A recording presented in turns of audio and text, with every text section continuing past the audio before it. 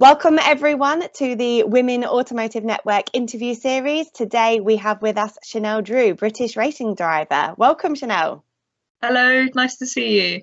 You too. So Shanel, do you want to tell us a little bit more about yourself, who you are and what you do? So I'm Shanel Drewe. I'm a British racing driver, as Stephanie's just said, and I've been racing since the age of 14 years old, but I've been involved in motorsport since 13. So my career was very unexpected. It started at school, and I can remember ever since I was really young, from 2 years old, I didn't have Barbie dolls or Girls World. I had little toy cars and a toy car mat, and that was what I played with as a child. And my first words were BMW, Audi, Mercedes instead of mum and dad. So that was where the passion kick-started. And when I was at school, one of my books was plastered with pictures of Lamborghinis and race cars. And my teacher noticed this passion. And he said to me, "I've noticed you're obsessed with cars. And I thought I've had to do something about this for a while." His brother was racing at the time in a little club championship. And he offered me to go along and help from mechanical fixtures to washing wheels and helping with the team with the pit boards, etc., etc. And from there, I started networking with other racing teams. At 13 years old, I managed to work with 3 or 4 teams, helping out until my 14th birthday. I got the opportunity to jump into the car myself, which was just for a bit of fun, lifelong dream to drive a car. And the local circuit said it's absolutely fine so long as I have one of their instructors with me. And from here, this is where it started to take a bit of a crazy turn. And I ended up beating the lap time of a very experienced track driver in an M3 when I was in an MX5, which was a far superior car than mine. And this is where my instructor turned around and said, "We have to do something. We have to follow this onwards." And we got pointed in the direction of the Junior Saloon Car Championship. And now my father and I, we came from a completely normal background. We don't come from a wealthy background. And motorsport, you're up against the millionaires. And I can remember sat on the driveway with this car for the first time. My father sold his own road car so that we could buy this race car. And we sat there looking at it for a good couple of hours on the driveway thinking, what have we done? How are we going to get through this? And from there, we managed, having only expected to do 1 or 2 races, we managed to do 8 races that year. And we've been moving up the ranks ever since. My second season, I was in an adult championship, despite being 15 and 16 years old at the time. And I came out as vice champion, beating the adults who had been on track almost every day. And I turned up at the track and did my thing and won. And I'm really excited this year to be competing in a higher level. That's amazing. So like you said, you didn't come from a racing background, no drivers in the family. It was just something within you. Yeah, I think it was just a passion of mine. My father was into motorsport, but only through the telly, only through watching the touring cars and the Formula One. And I think I must have had it drilled into me from when I was in my mum's tummy, watching the telly. It was just a passion, and I think it was definitely just taking every opportunity that came my way that pushed me into the driving seat and brought me into my absolute dream job that not many people would expect to be able to achieve in their lifetime. Exactly. So you started 13, 14, and how old are you now? I'm 20 years old now. So it feels like yesterday when I first started. It is crazy how the time has flown. But yeah, I'm still quite young in motorsport terms because it's definitely a young sport. And most karting people start from the age of 3 or 4. Because I can remember turning up to my first ever race and my teammate had been racing for years and years prior to myself turning up at the track. It was my first race and they had 6 years on me already. So it was quite daunting turning up to the first race and being up against some of the very experienced kids, but I wouldn't have it any other way. I really liked just throwing myself into that situation and taking it as it come.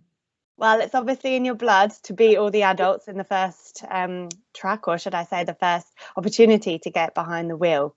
Which leads me on, you know, you have only been in the industry a few years, but what are the challenges that you've faced already? Perhaps you can share with us? Yeah, it certainly hasn't been an easy road. You've got the obvious female in a male-dominated world. And it has proved very challenging over the time. I remember when I started out doing the mechanicking with some of the race teams, it was just the odd comment there. I can remember a gentleman saying to me, "Shouldn't you be on top of the bonnet instead of under it?" And it grew as time went on in my career. The comments I could laugh off and you just you take it as it comes with the comments. But I remember when I first started Michelin Clios in 2017, I had a teammate who was a male. He was in his 30s. He'd been racing for quite a long time. And then to have a 15-year-old girl jump in the car and start beating you, I think he took that to heart a little bit and didn't quite know how to respond. So it became very difficult fighting with the teammate on and off the track, and just trying to get through the season and not let the psych get into your head, because there's a lot of psychology that goes into the racing, and people can say a lot of things that can really get to you as a woman, but you just got to push through that.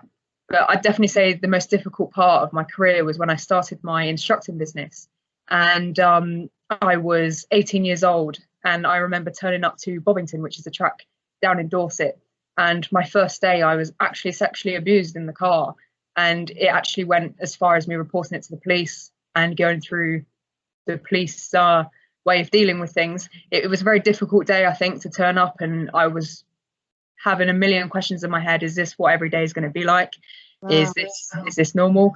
But it was very rare, I think. I think I was very unlucky that day to jump in the car. It's mainly comments, and it's mainly people saying that they don't want to be in the car with a young female because they feel they want one of the big boy races. But yeah, it was definitely a difficult day of work, but I've definitely used that in my time to spend every single day I can trying to change the perspective of a male looking at a young female in motorsport, because I can understand in a way it's not common. So they must have a bit of a shock when I probably look the same age as their daughter when they're jumping in the car. But I definitely use it as my fuel to push forward. Which I guess brings us on to an amazing question. What is your advice for any woman looking to enter the automotive industry as such a young racing driver yourself? My advice would be to take every opportunity you can. I never expected to be anywhere in the racing paddock, and it was just purely through working very hard, showing my passion for cars, speaking out about how much I love cars despite the things the guys would say at school, or despite the judgment from other women at school saying, oh, why don't you come and play horses in primary school? When I was like, no, I want to go and play cars with the boys. And it was just being you and being true to yourself. And it's okay, you can still be feminine, even if you are in a male-dominated world. Because there are times where I jump out the car and these guys just take their helmets off and they're all fine. And I'm there thinking, oh my goodness, my hair. Oh, there's cameras. Oh my goodness. It's just about being true to yourself and remembering that you can still be a woman, but you can still do the male things. Amazing, thank you. This year, International Women's Day 2021 had a fantastic initiative, Choose to Challenge. Can you share what your Choose to Challenge was, Shanel?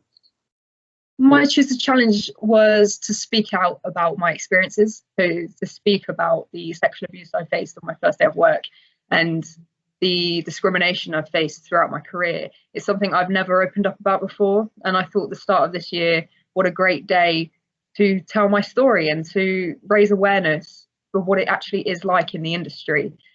So I decided to organise an event, spoke to hundreds of people about what women face in motorsport, and it was very eye-opening. Some of the statistics are actually pretty shocking. Some of them I hadn't looked up before International Women's Day.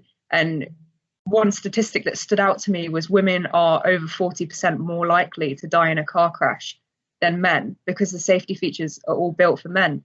Wow. And this was just shocking for me, thinking I'm jumping in this race car. If I have a crash, it could possibly be more fatal for me than anyone else, purely because I have hair and I have a different body structure, but my brain works the same. I can still function a car. And it is absolutely shocking, because I remember looking at another statistic. Between 1960 and 1990 there have been 5 females in Formula One, and that is really nothing compared to 822 men in that same time.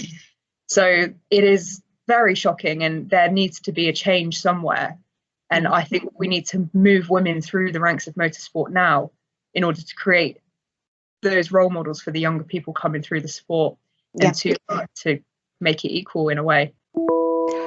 Which brings us on to the next question. Really, in your career, shall we say, is there a particular inspirational woman that you would like to, celebrate, shall we say, today? I think the problem with me moving through motorsport was there wasn't a role model for me to look up to. There wasn't a female in the sport that really stood out. There's one female, Sabine Schmitz, who recently passed away, and I looked up to her in a way of how determined she was, and she never cared about what anyone else thought of her. She just got on with it, and she had her own unique personality, which I thought was amazing, because she wasn't judged as a woman. She was just judged as such a great inspirational character who would scare the living daylights out of anyone that was in the car. But that was only quite recently that I began to take an interest in Sabine and look into her work. But apart from that, when I was growing up, I can't really remember having anyone to look up to. But which I guess is what you're saying, the problem in the industry, 5 out of 800 F1 drivers only being female. Yeah, definitely. It's definitely lacking. And that was what drives me to be that role model for the younger people coming up, because it is important to be able to look at someone to make yourself believe you can do that. You can be that person, if not even better. Well, thank you, Shanel, and hopefully we'll hear more from you in June at the Women Automotive Summit, and you will be that passion and that drive for women in the motorsport industry. We would like to finish the interview with a single word. In one word, describe the opportunity for women in the automotive right now. Racing. Racing is that word. There are so many opportunities opening up in the racing world for women to stand out and for women to just shout that we need this spot in motorsport. There's the W Series that started up, which is your help through the single-seater levels. But there's something there in tin-top cars, so cars with roofs and the touring cars. There needs to be more females going through that route. And I think in the next couple of years, it will be great to see people moving into the racing industry. Perfect. Well, thank you so much, Shanel. Really appreciate your time today, sharing, I think, your personal story with us. The Women Automotive Network really appreciates it, and we look forward to welcoming you in June. Thank you. Thank you. I look forward to speaking to you all.